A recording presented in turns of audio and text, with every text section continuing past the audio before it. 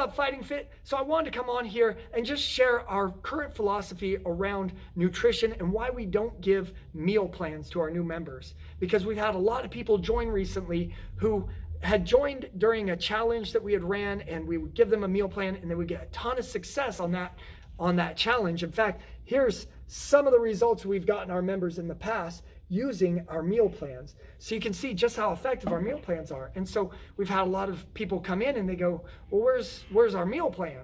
And so I wanted to share with you why we no longer give out meal plans.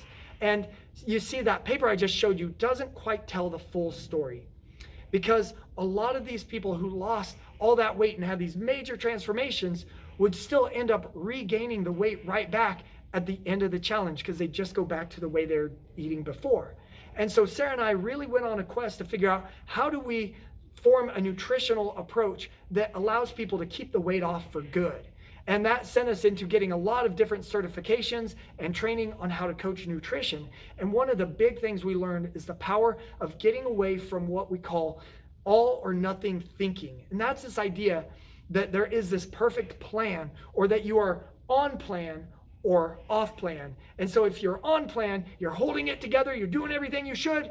But then if you go off plan, well, I guess the week is shot and I'll start again Monday. And you can see how that creates a very unhealthy relationship with food. And so now what we do is we focus on educating people on being more conscious and aware of their food decisions. And then we bring in the meal plan. But we actually create the meal plan together based on the foods that the client likes, and we focus on making the meal plan as flexible as possible so that they can change it as their tastes change, as their desires change. So it's a lot more about education and a lot more about working together to develop a plan that works long term for the client. So there are 3 things that we avoid. 1 is we avoid rigid meal plans.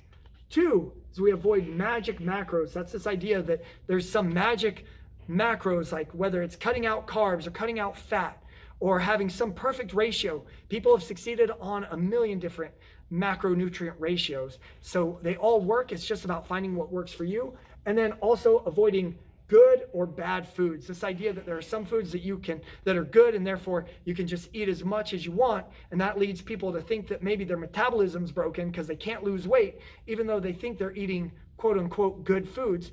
And then bad foods, this idea that there are certain foods that are just totally off limits, and it creates this very restrictive mentality. And humans don't do good with restriction.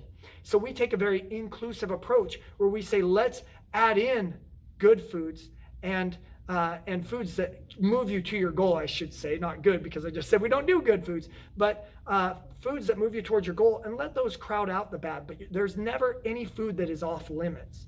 And this leads to getting away from the whole all or nothing thinking. And that has led us to not only help our clients get to their weight loss goals, but to actually maintain it for the long haul. So want to come on and share that with you guys.